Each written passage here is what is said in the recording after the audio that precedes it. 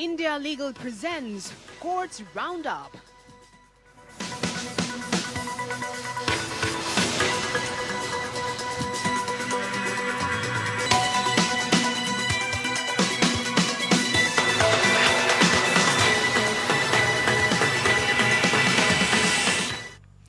नमस्कार, मैं हूं आपके साथ नेहा दुबे। कोर्ट्स राउंडअप में आपका बहुत बहुत स्वागत है। इस बुलेटिन में अगले आधे घंटे हम आपको कोर्ट से जुड़ी तमाम छोटी बड़ी खबरों से करवाएंगे रूबरू। कोर्ट की कार्रवाई और सुप्रीम कोर्ट से लेकर हाई कोर्ट और लो कोर्ट्स तक के फैसलों को रखेंगे आपके सामने। तो आइए शुरू करते हैं कोर्ट्स राउंडअप।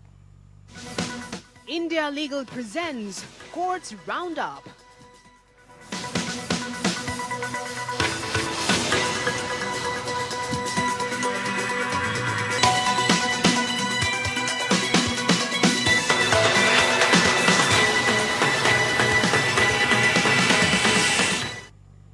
सुप्रीम कोर्ट ने नोएडा टोल ब्रिज कंपनी की याचिका खारिज की, जिसमें उसने दिल्ली नोएडा डायरेक्ट या डीएनडी फ्लाईवे के यात्रियों पर टोल लगाने की मांग की थी। जस्टिस सूर्यकांत और जस्टिस उज्जवल भुयान की खंडपीठ ने इलाहाबाद हाईकोर्ट के 2016 के फैसले के खिलाफ कंपनी की अपील खारिज की, जिसमें याचिकाकर्ता रियायतकर्ता समझौता रद्द कर दिया गया था। बता दें आपको कि हाईकोर्ट का ये फैसला federation of Noida resident welfare association द्वारा दायर जनहित याचिका पर आया है। हाईकोर्ट के निष्कर्षों से सहमत होते हुए सुप्रीम कोर्ट ने फैसला सुनाया। नोएडा ने कंपनी पर टोल लगाने की अपनी शक्ति सौंपकर अपने अधिकार का अतिक्रमण किया और जनता की कंपनी यानी कि कीमत पर कंपनी का अनुचित संवर्धन हुआ। न्यायालय ने नोट किया है कि अन्य इच्छुक कंपनियों की ओर से कोई निविदा नहीं थी और कोई प्रतिस्पर्धी बोली नहीं लगाई गई थी। इसीलिए एनटीबीसीएल को समझौता प्रदान करना संविधान के अनुच्छेद 14 का उल्लंघन है और अवैध था। सुप्रीम कोर्ट ने आपको बता दें कि जिस तरह से पूरा मामला सामने आया, सुप्रीम कोर्ट ने माना है कि जनहित याचिका सुनवाई योग्य है, क्योंकि इसमें सार्वजनिक धन शामिल है और हालांकि ये एक कमर्शियल अनुबंध के संबंध में है और जब राज्य सार्वजनिक कार्य में संलग्न होता है तो उसे मनमानी से मुक्त होना चाहिए। कोर्ट ने माना है कि गलत समझौते की वजह से आम जनता ने कई सौ करोड़ रुपए गंवाए हैं और एनटीबीसीएल द्वारा अपने धोखा दिया गया है और ऐसे में टोल टैक्स का संग्रह जारी रखने का कोई कारण नहीं है। बता दें आपको कि जिस तरह से कोर्ट ने अपने फैसले में माना है कि नोएडा अथॉरिटी ने एनटीबीसीएल को शुल्क वसूलने या लगाने के लिए अधिकार देकर अपने अधिकार का अतिक्रमण किया है और ये भी माना है कि एनटीबीसीएल को दिए गए रियायत समझौते को शर्तों के विरुद्ध है और साथ ही कोर्ट ने कहा है कि एनटीबीसीएल को दी गई रियायत और समझौते की भाषा ऐसी है कि ये हमेशा के लिए लागू रह सकता था और इस प्रकार एनटीबीसीएल को हमेशा लाभ पहुंचाया जा रहा था। सुप्रीम कोर्ट ने कहा है कि सीएजी रिपोर्ट ने अधूरे प्रोजेक्ट की बढ़ती लागत को उजागर किया है और इसके चलते उपयोगकर्ताओं पर अनुचित बोझ पड़ा है और ये अनुच्छेद 14 का उल्लंघन हुआ है। दरअसल इलाहाबाद हाईकोर्ट ने 2016 में डीएनडी में टोल पर रोक लगा दी थी और इस फैसले को नोएडा टोल ब्रिज कंपनी ने सुप्रीम कोर्ट में चुनौती दी थी।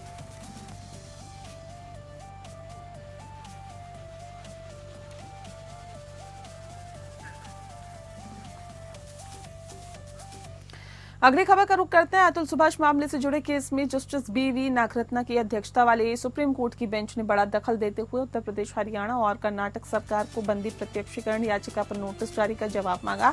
सुप्रीम कोर्ट ने दाखिल याचिका में अतुल की मां अंजू मोदी ने अतुल के 4.5 साल के बेटे व्योम मोदी की जो कस्टडी की मांग की है और बता दें आपको कि याचिका में कहा गया है कि उनका पोता कहाँ है इसकी जानकारी किसी को भी नहीं है, क्योंकि हिरासत में मौजूद अतुल की पत्नी निकिता उस बच्चे की जानकारी नहीं बता रही है, जबकि सुभाष की पत्नी के भाई अनुराग सिंघानिया और मां निशा सिंघानिया भी फिलहाल हिरासत में है। ऐसे में उनसे पूछताछ कर मासूम बच्चे की कस्टडी दादा दादी यानी कि उनकी दादा दादी को सौंपने की बात कही जा रही है और ऐसे में याचिका के मुताबिक निकिता ने पुलिस को बताया है कि उसका बेटा व्योम फरीदाबाद के एक बोर्डिंग स्कूल में पढ़ रहा है और उसकी कस्टडी निकिता के ताऊ सुशील सिंघानिया के पास है, जबकि सुशील ने पुलिस को व्योम की कस्टडी या उसके बारे में कोई भी जानकारी होने से सिरे से इनकार कर दिया है। याचिका में कहा गया है कि इस मामले का उत्तर प्रदेश, हरियाणा और कर्नाटक तीनों राज्यों से जुड़ा हुआ मामला है, इसीलिए सुप्रीम कोर्ट इसमें दखल देकर सुभाष के बच्चे व्योम को कोर्ट के समक्ष लाया जाए। फिलहाल सुप्रीम कोर्ट मामले पर अगली सुनवाई 7 जनवरी को करेगा।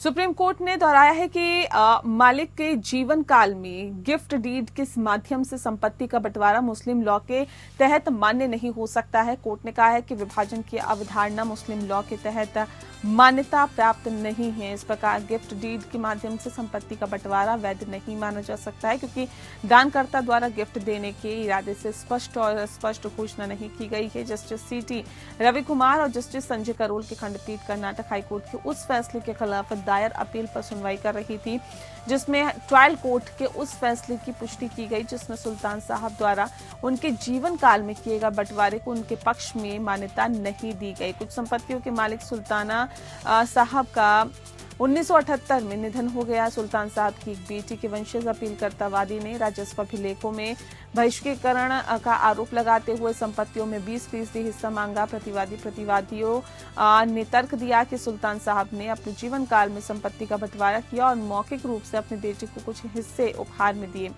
जो कि मुस्लिम लॉ के तहत अस्वीकार्य है। ट्रायल कोर्ट ने मुकदमा खारिज कर दिया और ये मानते हुए कि मुस्लिम लॉ मालिक के जीवन काल में बंटवारे की अनुमति नहीं देता है। इसने ये भी माना है कि कथित मौखिक गिफ्ट में आवश्यकताओं के साक्ष्य का अभाव था। हाईकोर्ट ने ट्रायल कोर्ट के फैसले की पुष्टि की, पर्सनल लॉ के सिद्धांतों को दोहराया। इसने नोट किया कि मालिक के जीवन काल में विभाजन मुस्लिम लॉ के लिए विदेशी है और न्यायालय ने ऐसा ने कहा है कि यद्यपि मुस्लिम अपने जीवन काल के दौरान हिबा या गिफ्ट के माध्यम से अपनी संपत्ति हस्तांतरित कर सकता है, लेकिन ये तभी वैध होगा जब गिफ्ट की आवश्यकताएं पूरी की गई हो। वैध गिफ्ट की शर्तों को लागू करते हुए न्यायालय ने पाया कि वैध गिफ्ट की आवश्यकताएं पहली शर्त के अभाव के कारण पूरी नहीं हुई है। न्यायालय ने कहा है कि मौखिक गिफ्ट वैध गिफ्ट नहीं माना जा सकता है। अपील खारिज कर दी गई है।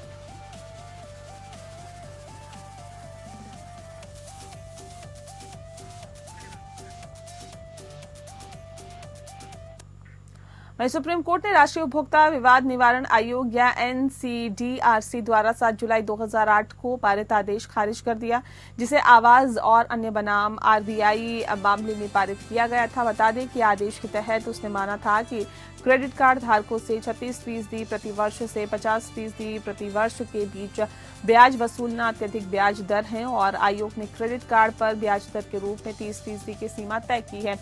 एनसीडीआरसी ने माना है कि अनुचित व्यापार व्यवहार है, क्योंकि बैंकों की क्रेडिट कार्ड धारकों की सौदेबाजी की स्थिति पर विचार करने पर क्रेडिट कार्ड की सुविधा को आपको बता दें कि स्वीकार न करने के अलावा बाद वाले के पास कोई सौदेबाजी की क्षमता नहीं थी। इसके अलावा इसने माना कि क्रेडिट कार्ड रखने के लिए बैंक द्वारा विभिन्न मार्केटिंग रणनीतियों के माध्यम से प्रलोभन दिया जाता है। अगर किसी शर्त के तहत उपभोक्ता को अपने दायित्व को पूरा करने में विफल रहने पर मुआवजे के रूप में अनुपातहीन रूप से उच्च राशि का भुगतान करना पड़ता है, तो ये अनुचित व्यापार व्यवहार माना जाएगा। इसके बाद आयोग ने संयुक्त राज्य अमेरिका, यूनाइटेड किंगडम और ऑस्ट्रेलिया जैसे अन्य देशों में क्रेडिट कार्ड पर ब्याज दर की तुलना की है। उन्होंने पाया कि संयुक्त राज्य अमेरिका और यूनाइटेड किंगडम में क्रेडिट कार्ड के लिए ब्याज दर 9.99% से 17.99% तक है। ऑस्ट्रेलिया में भी ब्याज दर 18% से 24% तक भिन्न होता है। इसने यह भी माना है कि दंडात्मक ब्याज केवल एक बार चूक की अवधि के लिए वसूला जा सकता है और इसे पूंजीकृत नहीं किया जाएगा। इसके अलावा मासिक अंतराल पर ब्याज वसूलना भी अनुचित व्यवहार आपको बता दें कि कहा है कि व्यापार व्यवहार है। जस्टिस बेला एम त्रिवेदी और जस्टिस सतीश चंद्र शर्मा की खंडपीठ ने 2008 के आदेश को खारिज कर दिया और सिविल अपीलों की मौजूदा बैच को अनुमति दी है। सुप्रीम कोर्ट ने गुवाहाटी हाई कोर्ट के उस आदेश को रद्द कर दिया जिसमें मनी लॉन्ड्रिंग से जुड़े हुए अपराध की जांच के लिए धन शोधन निवारण अधिनियम 2002 पीएमएलए के तहत समन को उस आधार पर रद्द कर दिया था कि प्रतिवादी को अनुसूचित अपराध में बरी कर दिया गया था। जस्टिस MM सुंदरेश और जस्टिस अरविंद कुमार की पीठ 3 जनवरी के गुवाहाटी हाईकोर्ट के फैसले को चुनौती देने वाली एक याचिका पर सुनवाई कर रही थी, जिसके तहत धन शोधन के लिए PMLA की धारा 50 और 2(3) के तहत जारी समन को वर्तमान प्रतिवादी के खिलाफ रद्द कर दिया गया था, क्योंकि यह पाया गया था कि एक विशेष अदालत ने प्रतिवादी को अनुसूचित अपराध के संबंध में बरी कर दिया था। शुरुआत में ईडी के वकील एडिशनल सॉलिसिटर जनरल राजकुमार भास्कर ठाकरे ने प्रस्तुत किया कि समन को रद्द करने की अनुमति देकर गुवाहाटी हाईकोर्ट ने एक सुस्थापित कानून के विचलन किया है और ये तर्क दिया गया कि हाईकोर्ट को ये विचार करना चाहिए था कि मनी लॉन्ड्रिंग का अपराध एक स्वतंत्र अपराध है और यह अनुसूचित अपराध की जांच के परिणाम पर निर्भर नहीं करता है। ठाकरे ने संक्षेप में बताया कि प्रतिवादी के खिलाफ आरोप ये थे कि कोहिमा में नागालैंड हाईकोर्ट के एक नए परिसर का निर्माण उनके द्वारा घटिया सामग्री का उपयोग करके किया गया था। जस्टिस सुंदरेश ने पूछा कि ये कानून का सवाल है जिसे वे उठा रहे हैं, क्या समन को रद्द किया जा सकता है? आप केवल एक प्रस्तावित आरोपी हैं, वे आपको छोड़ सकते हैं, लेकिन इस स्तर पर अगर इसे कानून की स्थिति के रूप में स्वीकार किया जाता है तो हर मामले में सिर्फ इसीलिए कि कोई पूर्वानुमानित अपराध नहीं है वे समन भी जारी नहीं कर सकते हैं और हम सवाल को खुला छोड़ देंगे। अगर आपको आरोपी के रूप में आरोपित किया जाता है तो आप चुनौती दें। बोरगोहेन ने जवाब दिया कि ईडी ने अपने हलफनामे में कहा है कि प्रतिवादी पर FIR के आधार पर ट्रायल चलाया जाएगा।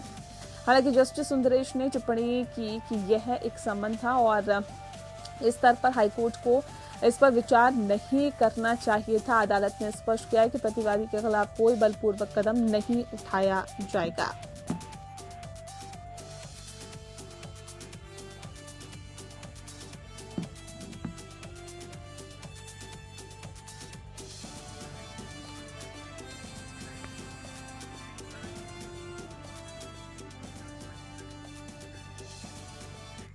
बॉम्बे हाईकोर्ट ने एक महत्वपूर्ण फैसले में उम्मेद सिंह नाहटा बनाम भारत सरकार पर्यावरण और वन मंत्रालय के मामले में एक जनहित याचिका पर सुनवाई की है। ये मामला प्रतिष्ठित जुहू बीच के पास एक तटीय सड़क के महत्वाकांक्षी निर्माण के लिए एक परियोजना से जुड़ा हुआ है, जिसने मुंबई में कनेक्टिविटी को फिर से परिभाषित करने का वादा किया था। ये PIL भारत के संविधान के अनुच्छेद 226 के तहत फाइल कर दी गई है, जैसे बॉम्बे हाईकोर्ट के मुख्य न्यायाधीश और न्यायमूर्ति अमित बोरकर के द्वारा सुनाया गया है। बता दें आपको कि इस मामले में याचिकाकर्ता ने जुहू बीच के पास तटीय सड़क बनाने के निर्माण को चुनौती दी थी। ये रोड बोरीवली और ठाणे को संजय गांधी नेशनल पार्क के ग्राउंड टनल से कनेक्ट करने का प्लान था। याचिकाकर्ता ने परियोजना के पर्यावरणीय प्रभाव को लेकर चिंता जताई और अदालत से विशेषज्ञ समिति को नियुक्त करने का अनुरोध किया है। कोर्ट ने कहा है कि ये जनहित याचिका उचित अनुसंधान और साक्ष्य के बिना फाइल की गई थी। जजों ने इस बात पर नाराजगी जताई और कहा कि आजकल लोग बिना किसी मजबूत ग्राउंड वर्क के सब अब अखबार के लेखों पर भरोसा करके कोर्ट में PIL फाइल कर देते हैं। और साथ ही आपको बता दें कि ये तमाम तरह की बातें इसमें कही गई।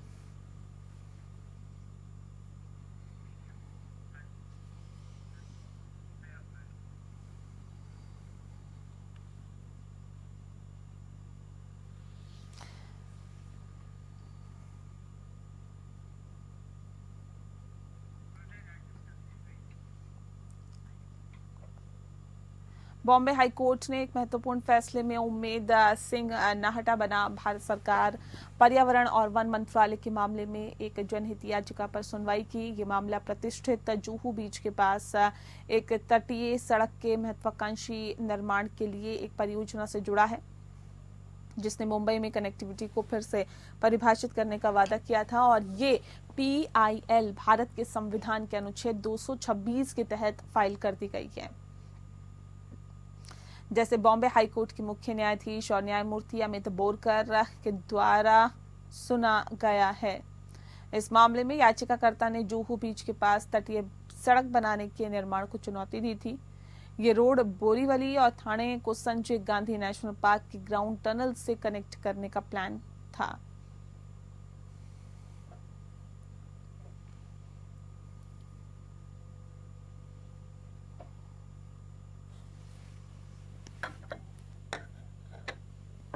तो बता दें आपको कि नेशनल पार्क के ग्राउंड टनल से कनेक्ट करने का प्लान था। याचिकाकर्ता ने परियोजना के पर्यावरणीय प्रभाव को लेकर चिंता जताई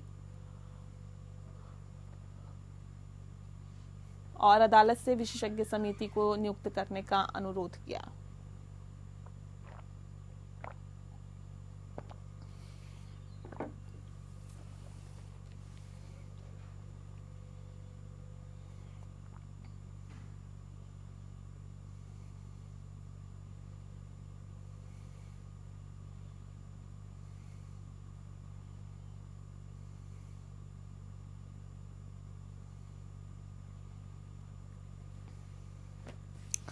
जजों ने इस बात पर नाराजगी जताई, कहा कि आजकल लोग बिना किसी मजबूत ग्राउंड वर्क के बस अखबार के लेखों पर भरोसा करके कोर्ट में PIL फाइल कर देते हैं।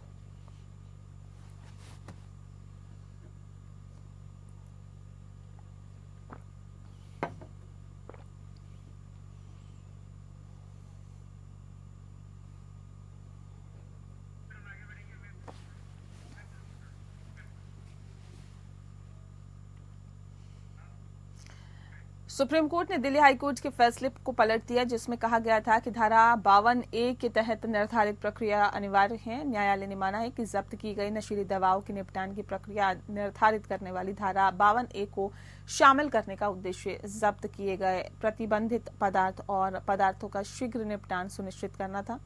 इसे 1989 में अंतर्राष्ट्रीय सम्मेलनों को लागू करने और प्रभावी बनाने के उपायों में से एक के रूप में शामिल किया गया था।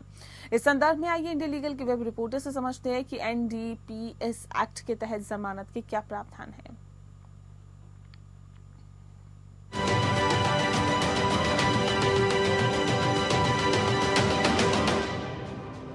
क्या NDPS एक्ट के सेक्शन 52A का नॉन कंप्लायंस बेल की गारंटी देता है? सुप्रीम कोर्ट ने क्लैरिफाई किया है कि NDPS एक्ट के सेक्शन 52A जो सीज नारकोटिक्स के डिस्पोजल को गवर्न करता है, नॉन कंप्लायंस ऑटोमेटिकली बेल नहीं देता।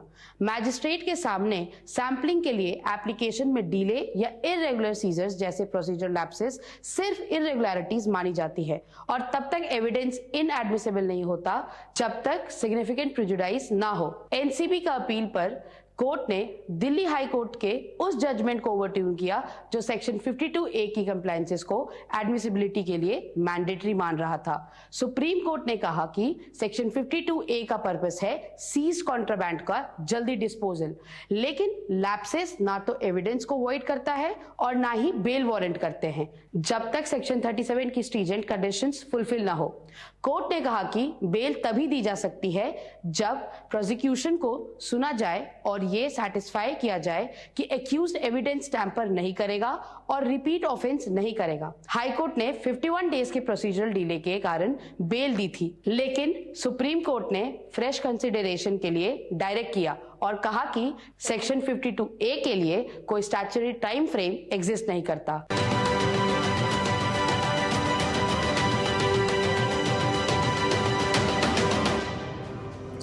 इलाहाबाद उच्च न्यायालय ने हाल ही में उत्तर प्रदेश के अमरोहा स्थित एक निजी स्कूल से निकाले गए 3 बच्चों को अंतरिम राहत प्रदान की है और क्योंकि वे कथित तौर पर दोपहर के भोजन में मांसाहारी भोजन लेकर स्कूल आए हुए थे और न्यायमूर्ति सिद्धार्थ और न्यायमूर्ति सुभाष चंद्र शर्मा की खंडपीठ ने अमरोहा के जिला मजिस्ट्रेट को निर्देश दिया है कि वे सुनिश्चित करें कि तीनों बच्चों का दाखिला 2 सप्ताह के भीतर CBSE से संबद्ध किसी अन्य स्कूल में हो। अदालत ने कहा कि ऐसा न करने पर DM को 6 जनवरी को अगली सुनवाई में व्यक्तिगत रूप से पेश होना पड़ेगा। स्कूल के प्रिंसिपल ने कक्षा 3 में पढ़ने वाले छात्र और उसके 2 भाई बहनों को स्कूल से निकाल दिया, जिसमें से एक किंडरगार्टन में और दूसरा कक्षा 1 में पढ़ता है। कक्षा 3 के इस लड़के को कथित तौर पर धार्मिक कट्टरपंथी करार दिया गया था और उस पर मंदिरों को नष्ट करने की योजना बनाने का आरोप लगाया गया था। प्रधानाचार्य ने लड़के पर परवरिश पर भी सवाल उठाए और उस पर आरोप लगाया कि वह अपने सहपाठियों से कहता था कि वह उन्हें मांसाहारी भोजन खिलाकर इस्लाम में परिवर्तित कर देगा। लड़के की मां और स्कूल के प्रधानाचार्य के बीच बातचीत का एक वीडियो वायरल हुआ है, जिसके बाद अधिकारियों ने मामले की जांच के लिए एक समिति गठित की है। समिति के बाद में प्रधानाचार्य को दोष मुक्त कर दिया और अनुचित भाषा का इस्तेमाल करने के लिए उसे फटकार लगाई है। इसके बाद मां ने अपने 3 बच्चों के साथ उच्च न्यायालय का दरवाजा खटखटाया, जिसमें दावा किया गया कि स्कूल के आचरण ने उनके शिक्षा के अधिकार का उल्लंघन किया है। जहां मां ने आरोप लगाया कि उसके बच्चे को प्रधानाचार्य ने पीटा और एक खाली कमरे में बंद कर दिया। वहीं प्रधानाचार्य ने इस आरोपों से इनकार किया। याचिका में कहा गया कि बच्चों की शिक्षा और समाजीकरण में व्यवधान से उनके शैक्षणिक विकास, भविष्य के करियर, वित्तीय प्रगति और व्यक्तिगत विकास पर दीर्घकालिक प्रभाव पड़ेगा। उन्होंने राज्य को निर्देश देने की मांग की है कि वे छात्रों को पास के वैकल्पिक स्कूल में दाखिला दिलाने की व्यवस्था करें ताकि वे अपनी शिक्षा फिर से शुरू कर सकें। उन्होंने बच्चों के साथ उत्पीड़न व्यवहार और दुर्व्यवहार और साथ ही भेदभाव के लिए भी स्कूल प्रिंसिपल के खिलाफ उचित कार्रवाई की मांग की और मुआवजे की भी प्रार्थना की है।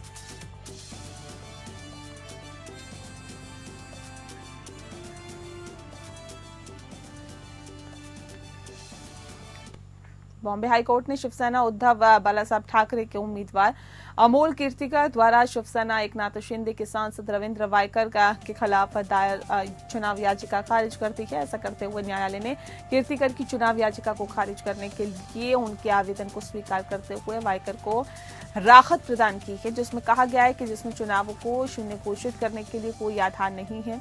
कीर्तिकर ने मुंबई उत्तर पश्चिम संसदीय क्षेत्र में 2024 के लोकसभा चुनाव के साथ ही परिणामों को चुनौती भी दी थी और बता दें कि रविंद्र वायकर को कीर्तिकर पर 48 वोटों के मामूली अंतर से विजय उम्मीदवार घोषित किया गया था।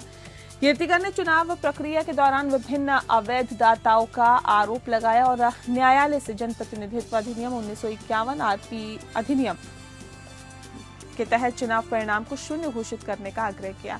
जीतने वाले वायकर ने कीर्तिकर की चुनाव याचिका को खारिज करने की मांग करते हुए एक आवेदन दायर किया, जिसमें तर्क दिया कि कीर्तिकर ने केवल अस्पष्ट और निराधार दावे किए हैं।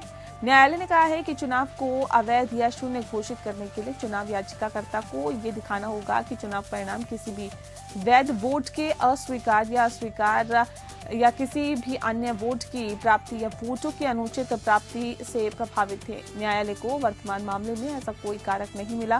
कीर्तिकर ने अपनी याचिका में मतगणना प्रक्रिया के दौरान वैधानिक नियमों और प्रक्रियाओं के उल्लंघन का भी आरोप लगाया था। हालांकि अदालत ने नोट किया कि कीर्तिकर ये बताने में विफल रहे हैं कि उनके मतगणना एजेंट के रूप में किन व्यक्तियों को नियुक्त किया गया था और उन्हें किस विशेष टेबल या कंप्यूटर पर बैठने की अनुमति नहीं थी।